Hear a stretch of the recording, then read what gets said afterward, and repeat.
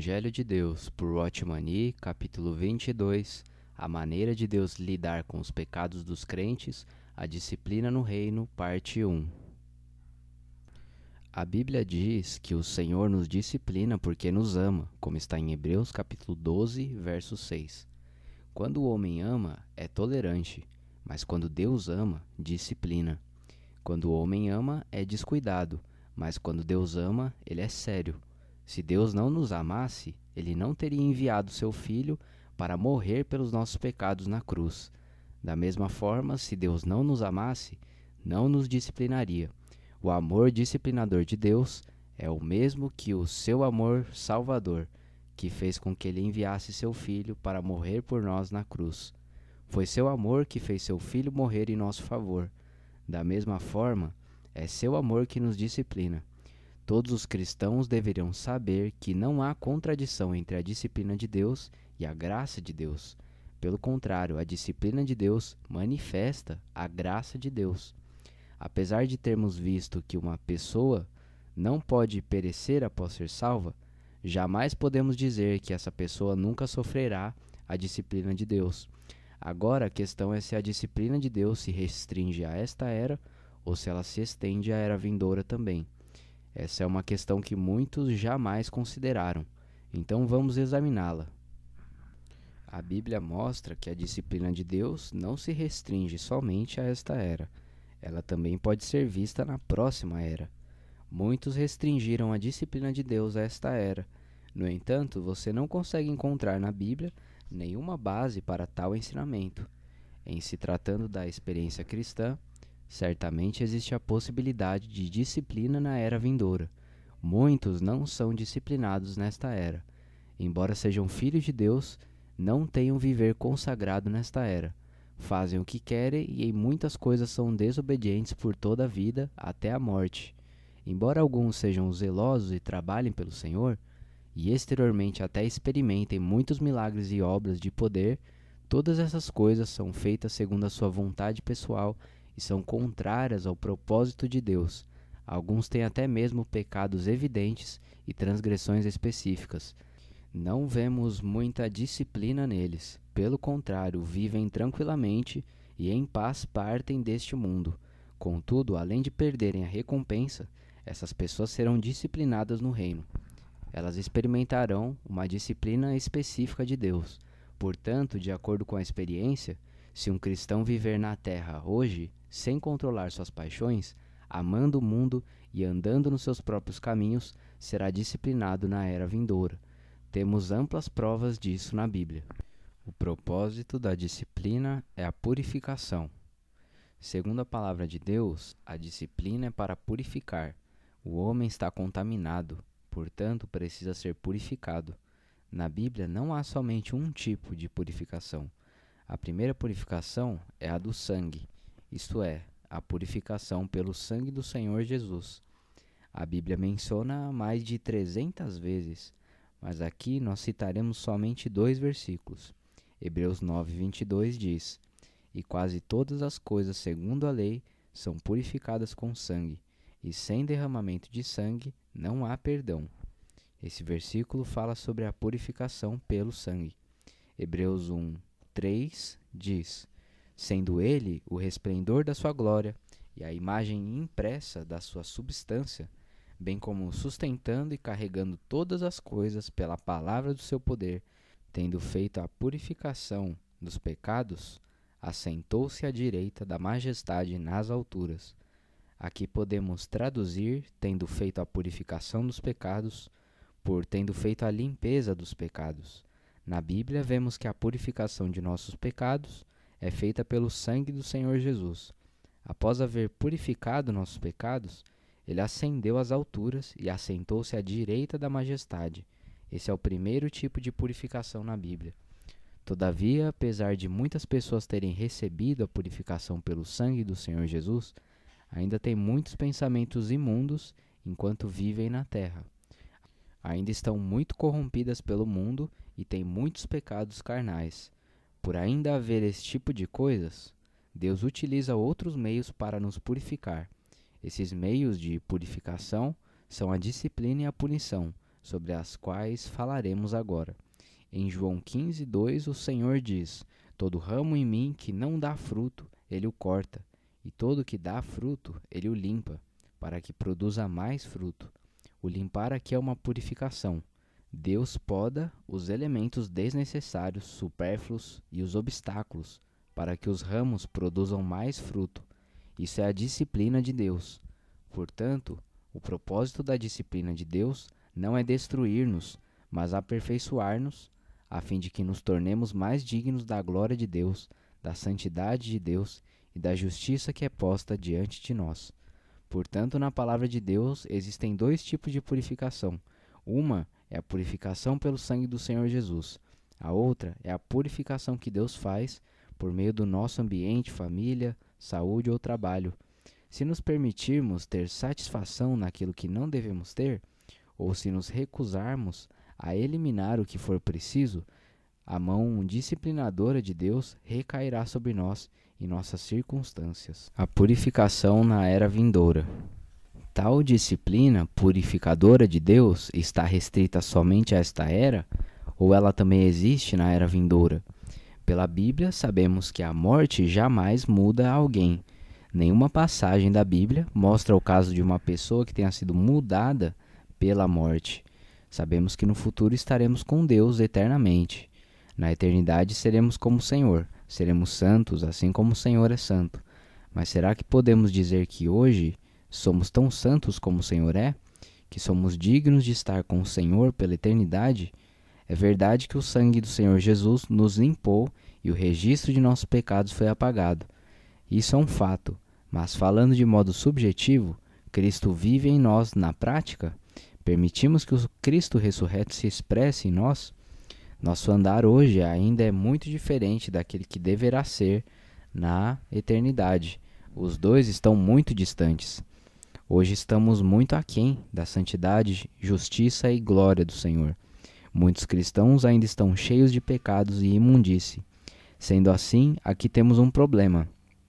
Se as coisas hoje estão tão ruins, mas serão tão boas no futuro, se são tão imperfeitas hoje, mas serão tão perfeitas no futuro, quando ocorrerá a mudança? Deve haver uma mudança algures ao longo do caminho. Se você não é perfeito hoje, mas o será no futuro, quando ocorrerá a mudança? Na eternidade, quando estivermos com Deus e o Cordeiro na Nova Jerusalém, estaremos na luz, assim como Deus está na luz. Mas quando nos tornaremos esses tais? O conceito humano é que ao morrer mudaremos. Mas a Bíblia nunca afirma que a morte física fará uma pessoa ser santa. Essa é uma doutrina que foi pregada há 500 ou 600 anos. Porém, a Bíblia nunca diz que a morte pode mudar uma pessoa. Se a morte pudesse mudar um cristão, então ela também poderia mudar uma pessoa que não é salva. Contudo, a morte jamais muda alguém.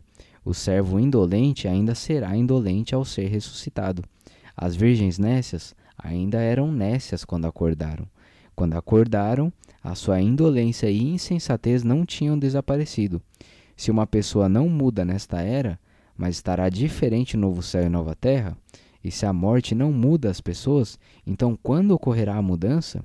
A Bíblia mostra claramente que na era vindoura haverá disciplina, e essa disciplina nos podará e purificará. Alguns servos de Deus serão julgados na era vindoura. Precisamos ver alguns versículos que falam dessa disciplina futura. Lucas 12, 45 a 48 diz: mas se aquele servo disser no seu coração, meu senhor tarda a vir, e começar a espancar os criados e as criadas, e a comer, a beber e a embriagar-se, virá o senhor daquele servo em dia que não o espera, e em hora que não sabe, e o cortará, e designará a sua parte com os incrédulos. Aquele servo que conheceu a vontade de seu senhor, e não se aprontou, nem fez segundo a sua vontade, receberá muitos açoites. Aquele, porém, que não a conheceu e fez coisas dignas de açoites, receberá poucos açoites. Mas a todo aquele a quem muito foi dado, muito lhe será exigido, e aquele a quem muito foi confiado, muito mais lhe pedirão. Nesses versículos, a primeira coisa que precisamos decidir é se o servo aqui pertence ou não ao Senhor. Ele é cristão? Ele é salvo? Sem dúvida, o servo aqui é salvo. Como posso dizer isso? O primeiro, porque no Novo Testamento Deus nunca considera seus servos os que não lhe pertencem. Indo do Antigo Testamento para a era do Novo Testamento, o homem primeiro é um servo e a seguir torna-se filho. Assim, no Antigo Testamento existem muitos servos que não são salvos, mas no Novo Testamento a ordem é invertida. Se um homem não é filho de Deus, não está qualificado para ser servo de Deus. No Novo Testamento, todos os servos de Deus são filhos. Portanto, o servo aqui referido certamente é alguém salvo. Há uma segunda prova de que o servo em Lucas 12, 45 a 48 é salvo. A prova está nos versículos anteriores. Os versículos 42 a 44 dizem: Disse o Senhor: Quem é, pois, o mordomo fiel e prudente, a quem o Senhor constituirá sobre os seus servos, para dar-lhes a porção de comida no tempo devido? Bem-aventurado aquele servo, a quem seu Senhor, quando vier, achar fazendo assim. Verdadeiramente vos digo que o constituirá sobre todos os seus bens. Será o servo, nesses versículos, o mesmo servo dos versículos 45 e 46? Ou será que existem dois servos? Há somente um servo aqui. O servo nos versículos 43 e 44 é o mesmo servo do versículo 45. Uma pessoa pode ser um servo bom, assim como pode ser um servo mau. Esse servo pode ter dois pensamentos diferentes. Se ele for fiel ao encargo do Senhor da casa e der aos conservos o sustento a seu tempo, o Senhor o recompensará bem e o constituirá sobre todos os seus bens. Mas se o servo disser em seu coração: Meu senhor tarda, posso agir da maneira que quiser, e começar a espancar os criados e as criadas, o Senhor virá e julgará seus pecados. Isso prova que uma pessoa salva pode tanto ser um servo bom como um servo mau. Se infelizmente uma pessoa salva se tornar um servo mau, qual será o seu fim? O versículo 46 diz: Virá o Senhor daquele servo em dia em que não espera e em hora que não sabe, e o cortará, e designará sua parte com os incrédulos. Esse castigo correrá nesta era ou na era vindoura? Aqui, qual é a hora e o dia que ele não sabe? A hora e o dia que ele não sabe devem referir-se ao tempo da vinda do Senhor. Isso é algo no futuro. O Senhor diz que um servo pode ser fiel ou infiel. E um servo infiel não somente perderá a recompensa, como também será condenado e receberá um castigo preciso. Os versículos 47 e 48 baseiam-se nas palavras do versículo 46 e dizem respeito ao futuro daqueles que pertencem ao Senhor e trabalham para Ele. Aquele servo que conheceu a vontade de seu Senhor e não se aprontou, nem fez segundo a sua vontade, receberá muitos açoites. Aquele, porém, que não a conheceu e fez coisas dignas de açoites, receberá poucos açoites. Mas a todo aquele a quem muito foi dado, muito lhe será exigido. E àquele a quem muito foi confiado, muito mais lhe pedirão. Esses versículos não dizem que aquele que não sabia não receberá nenhum açoite. Dizem apenas que receberá poucos açoites. Ainda assim receberá os açoites. Deus não deixa impunes os que não conhecem a sua vontade, porque sua palavra está aqui. Aqueles que a conhecem devem ser responsáveis diante dele. Aqueles que não a conhecem, mas fizeram coisas dignas de açoites, receberão os açoites, contudo receberão poucos açoites. Pois a todo aquele a quem muito foi dado, muito lhe será exigido, e aquele a quem muito foi confiado, muito mais lhe pedirão. Essa é a regra da punição futura de Deus. Lucas 12, 47 e 48 estabelece a questão da punição futura dos cristãos diante de Deus. Meus amigos, eu estou aqui pregando o Evangelho da Graça. Quando o homem é salvo para sempre. Isso é um fato imutável. Contudo, após sermos salvos, se a nossa conduta é imprópria de cristãos, seremos punidos no futuro. Sou apenas um pregador da palavra de Deus. Sou responsável por falar apenas do que a Bíblia diz. Não sou responsável pelo que a Bíblia deveria dizer. Hoje, alguns podem perguntar: Por que razão os cristãos precisam ser castigados no futuro? Eu não sei.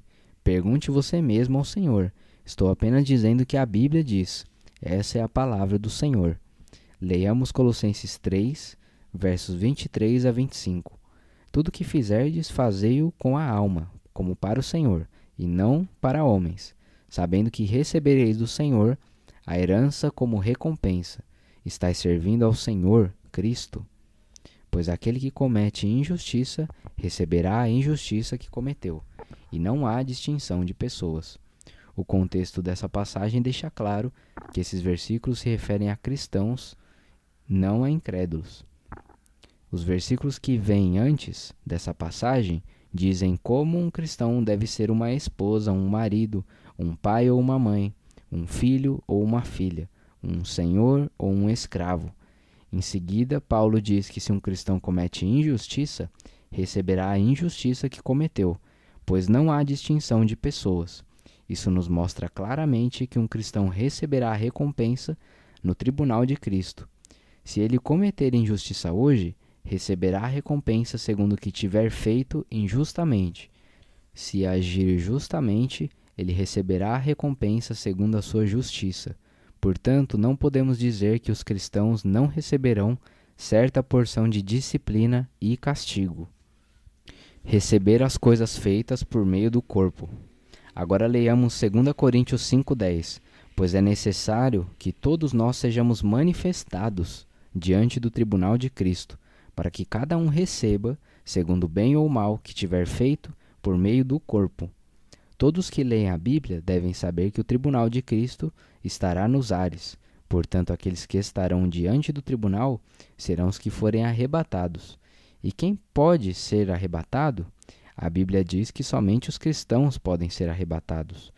Os que não são cristãos não podem ser arrebatados. Se um homem não é salvo, não é filho de Deus e não está sequer qualificado para ser julgado naquele tribunal. Este será o julgamento de Deus dentro da sua própria família. Segundo aos Coríntios 5,10, diz com que nos defrontaremos no futuro tribunal de Cristo. Seremos recompensados pelas coisas feitas por meio do corpo. Em outras palavras, seremos recompensados pelas coisas feitas por meio do corpo, ou seja, que tivermos feito enquanto vivemos na terra, sejam elas boas ou más. Se fizer o bem por meio do corpo, você receberá uma boa recompensa. Se fizer um mal por meio do corpo, você receberá uma má recompensa.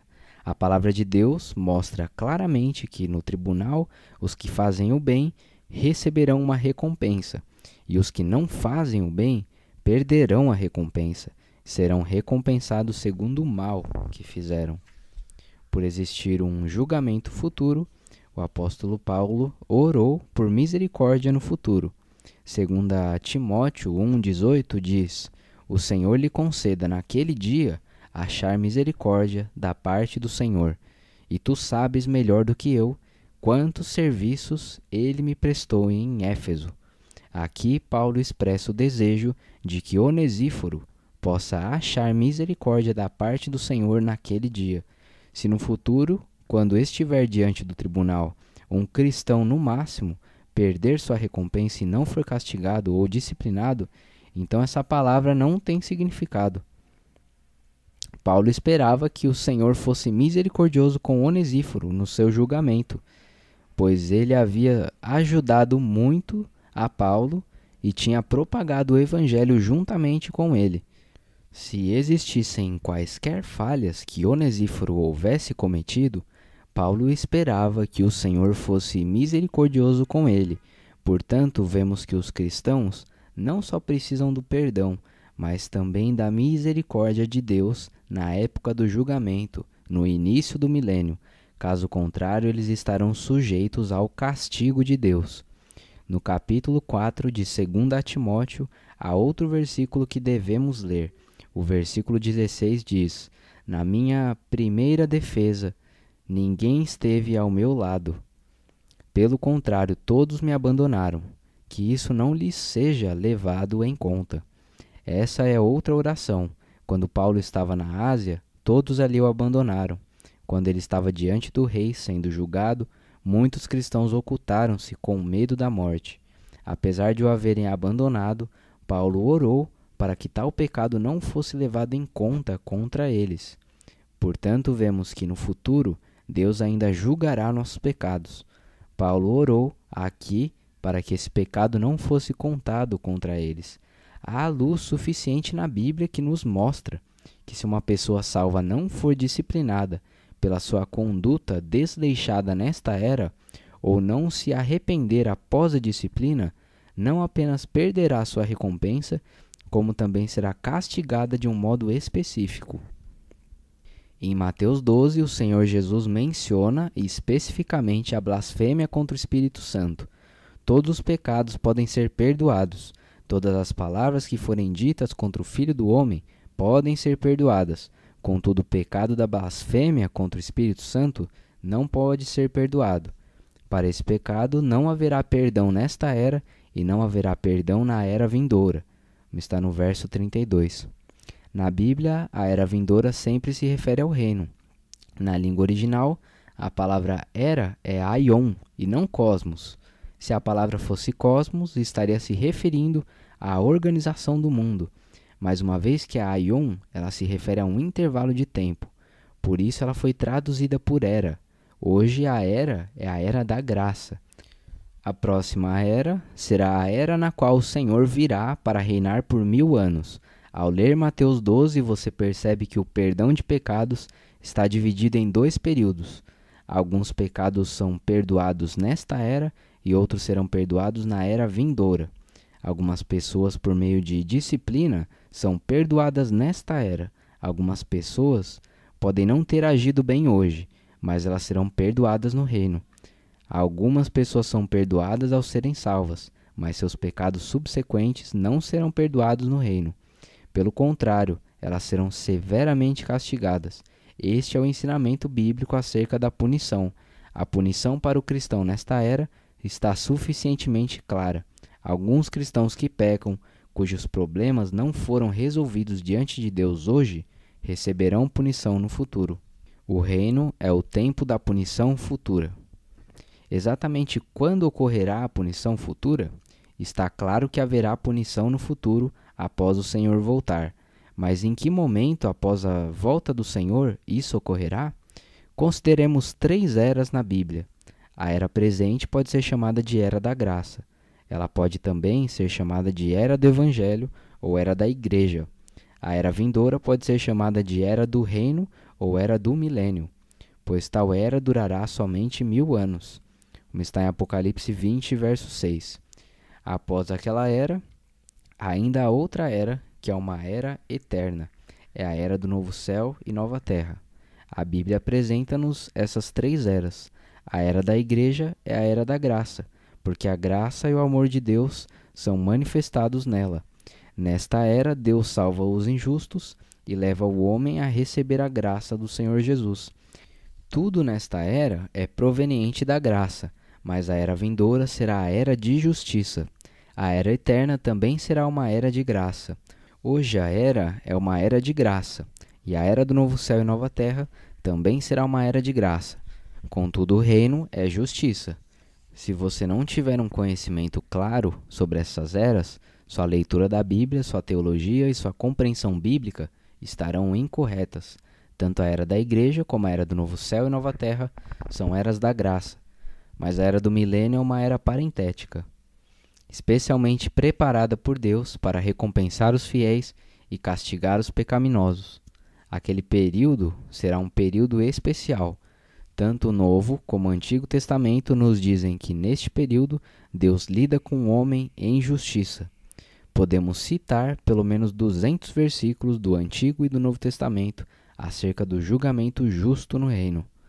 Qual é a diferença entre o reino e o novo céu e nova terra? A Bíblia faz uma nítida distinção entre ambos. Consideremos Apocalipse 19, versos 6 a 8. E ouvi como que a voz de uma numerosa multidão, como o som de muitas águas e como o som de fortes trovões, dizendo: Aleluia, pois reina o Senhor, nosso Deus, o Todo-Poderoso. Por favor, note que isto é o início do reino. Alegremo-nos, exultemos e demos-lhe a glória, porque chegaram as bodas do Cordeiro e a sua esposa já se preparou, e foi-lhe dado vestir-se de linho fino, resplandecente e puro, pois o linho fino são os atos de justiça dos santos. Aqui lemos que o linho fino foi dado à noiva. Embora tenha sido dado, ele é de justiça. O linho fino é a justiça nos atos dos crentes. Na língua original, a justiça mencionada aqui se refere à justiça nas ações. A palavra justiça tem um sentido de ações. Portanto, refere-se aos nossos próprios atos justos. Agora leiamos Apocalipse 20, versos 4 a 6. E vi tronos, e aos que sentaram-se neles foi dada a autoridade para julgar. Vi também as almas dos que foram decapitados por causa do testemunho de Jesus e por causa da palavra de Deus, e daqueles que não adoraram a besta nem a sua imagem, e não receberam a marca na testa e na mão, e viveram e reinaram com Cristo durante 1000 anos. Os outros mortos não reviveram até que se completassem os 1000 anos. Esta é a primeira ressurreição. Bem-aventurado e santo é aquele que tem parte na primeira ressurreição. Sobre esses a segunda morte não tem autoridade. Pelo contrário, serão sacerdotes de Deus e de Cristo e reinarão com ele durante 1000 anos. Esses versículos dizem quem serão os reis que reinarão com Cristo por 1000 anos. O reino não é para todos. O reino é apenas para os mártires. É somente para os que rejeitam Satanás e o anticristo. Apenas esses podem reinar por 1000 anos. Portanto, apenas os mártires podem reinar. Somente aqueles que rejeitam Satanás e o anticristo serão reis. Isso prova que o reino milenar não é dado como um dom gratuito, mas é obtido por meio de boas obras diante de Deus. Apesar de vermos em outras passagens que outros tipos de pessoas reinam, em Apocalipse vemos que deve haver justiça específica antes que possa haver participação nas bodas do Cordeiro. Somente os que são mártires podem ser reis. Sem ter a justiça específica e sem ser martirizado, ninguém pode ter parte no reinado. Assim é o milênio. A era do novo céu e nova terra. Consideremos agora Apocalipse 21, versos 1 a 7. Vi novo céu e nova terra, pois o primeiro céu e a primeira terra passaram, e o mar já não existe. Vi também a cidade santa, a nova Jerusalém, que descia do céu, da parte de Deus, preparada como uma noiva adornada para o seu esposo. E ouvi uma forte voz vinda do trono, dizendo: Eis o tabernáculo de Deus com os homens. Ele habitará com eles, eles serão seus povos, e Deus mesmo estará com eles, e será o seu Deus, e lhes enxugará dos olhos toda lágrima, e a morte não existirá mais. Não haverá mais pranto, nem clamor, nem dor, porque as coisas antigas passaram. E aquele que está sentado no trono disse: Eis que faço novas todas as coisas. E disse: Escreve, porque estas palavras são fiéis e verdadeiras. Disse-me ainda: Elas já se cumpriram. Eu sou o Alfa e o Ômega, o princípio e o fim. Eu, a quem tem sede, darei de graça da fonte da água da vida. O vencedor herdará estas coisas, e eu lhe serei Deus, e ele me será filho. A descrição do reino em Apocalipse 19 e 20 é totalmente diferente da descrição do novo céu e nova terra no capítulo 21. Ao descrever o reino, a Bíblia fala acerca daquilo que o homem fez. Porém, ao descrever o novo céu e nova terra, não há mais menção daquilo que o homem fez. A partir do capítulo 21, a Bíblia simplesmente fala acerca daquilo que Deus faz. Deus disse que faz novas todas as coisas. Deus disse que o primeiro céu e a primeira terra passaram e o mar já não existe. Todas essas coisas serão realizadas por Deus. O tabernáculo de Deus será com os homens. Ele habitará com os homens. Somos o seu povo, Deus mesmo habitará conosco e será nosso Deus. Ele enxugará todas as nossas lágrimas, de maneira que não teremos mais pranto, clamor ou dor, pois todas as coisas antigas terão passado. e todas as coisas serão novas. Deus disse que todas essas palavras são fiéis. Ele disse que é o Alfa e o Ômega. O homem não tem parte aqui. Esses versículos prosseguem dizendo-nos o que Deus tem feito. Não existe condição nem exigência. Se você deseja saber como obter tal maravilhoso novo céu e nova terra, apenas ouça a sua palavra. Disse-me ainda: elas já se cumpriram. Eu sou o Alfa e o Ômega, o princípio e o fim. Verso 6a. Ou seja, tudo é feito por Deus. Eu, a quem tem sede, darei de graça, da fonte da água da vida. Verso 6b. Após todas essas coisas terem sido ditas, tudo é resumido em uma frase: eu, a quem tem sede, darei de graça da fonte da água da vida. Desde que haja sede, desde que haja necessidade, Deus dará gratuitamente da fonte da água da vida. Isso é graça. Graça é dar da fonte da água da vida gratuitamente. O novo céu e nova terra são provenientes da graça. Deus é o Alfa e o Ômega, o início e o fim. O novo céu e a nova terra são totalmente da parte dele. O versículo seguinte diz: o vencedor herdará estas coisas. Quem são os vencedores a que João se refere? Os vencedores aqui diferem daqueles nas cartas às 7 igrejas no início de Apocalipse. Aqui, por meio do uso do termo vencedores, uma distinção é feita entre as pessoas do mundo e os cristãos. A distinção aqui não é entre um tipo de cristãos e outro tipo de cristãos. Nos 3 primeiros capítulos de Apocalipse, vencer refere-se a cristãos vencerem entre outros cristãos, mas no capítulo 21, vencer relaciona-se a cristãos vencerem entre as pessoas do mundo. Como podemos beber da água da vida? Por meio da fé. Aqueles que creem podem beber. Para que possamos beber de graça da água da vida, precisamos crer. É a fé que nos capacita a vencer o mundo. Comparado com as pessoas do mundo, todos os cristãos são vencedores. No entanto, comparado com outros cristãos, muitos cristãos fracassam. Em relação às pessoas do mundo, todos somos vencedores, pois temos uma fé diante de Deus, que elas não têm. Os que vencem e os que bebem da água da vida herdarão essas coisas. E Deus será o Deus deles, e eles serão filhos para Deus. O capítulo 21 também menciona o novo céu e nova terra. Os versículos 1 a 5 dizem: e mostrou-me o rio da água da vida, brilhante como cristal, que sai do trono de Deus e do Cordeiro no meio da sua rua. E deste e daquele lado do rio estava a árvore da vida, que produz 12 frutos, dando seu fruto a cada mês, e as folhas da árvore são para a cura das nações. Nunca mais haverá maldição alguma. Nela estará o trono de Deus e do Cordeiro, e os seus servos o servirão. E verão a sua face, e o seu nome estará na testa deles. E não haverá mais noite, e não precisarão de luz de lâmpada, nem da luz do sol, porque o Senhor Deus brilhará sobre eles, e reinarão pelos séculos dos séculos. A principal coisa na Nova Jerusalém é o rio da água da vida. Esse rio procede do trono de Deus e do Cordeiro. Por ser o rio da vida, há a árvore da vida, em que cresce o fruto da vida. Em Apocalipse 22, após tudo ter sido dito, uma coisa é proeminente: o rio da vida.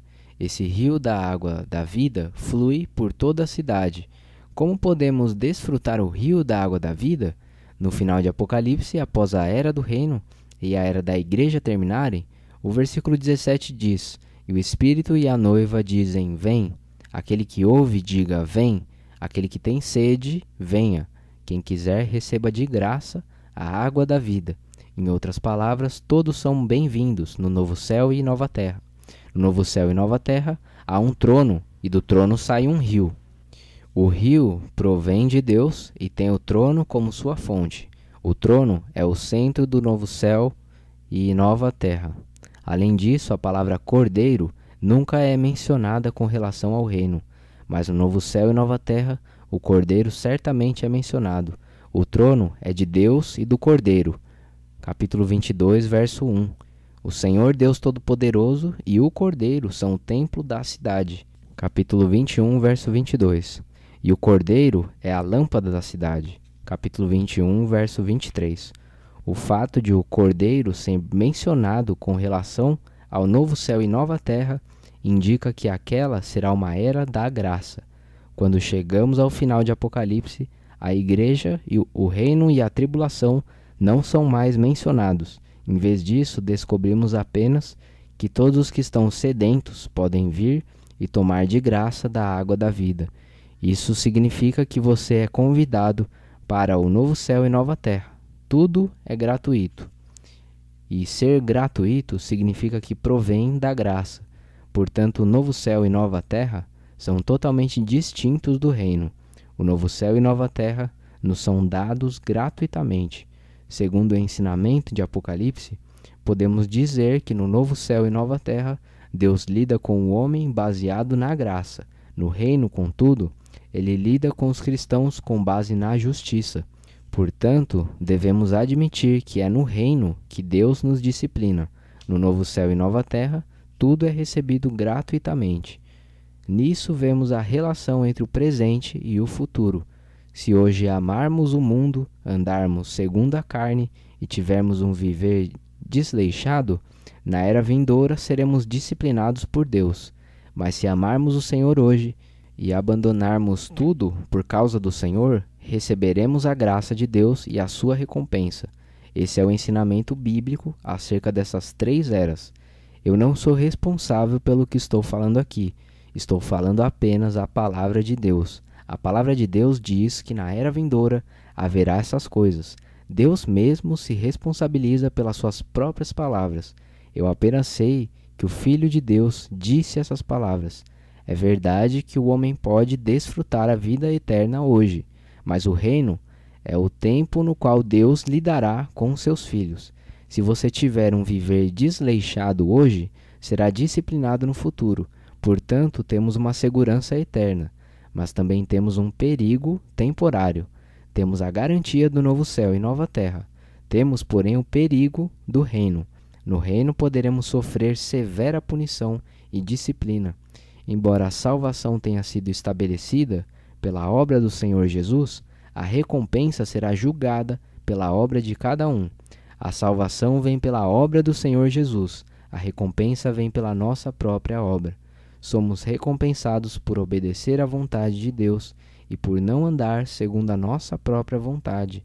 Que possamos valorizar a graça que temos recebido, receber a advertência de Deus e perseguir a recompensa do reino.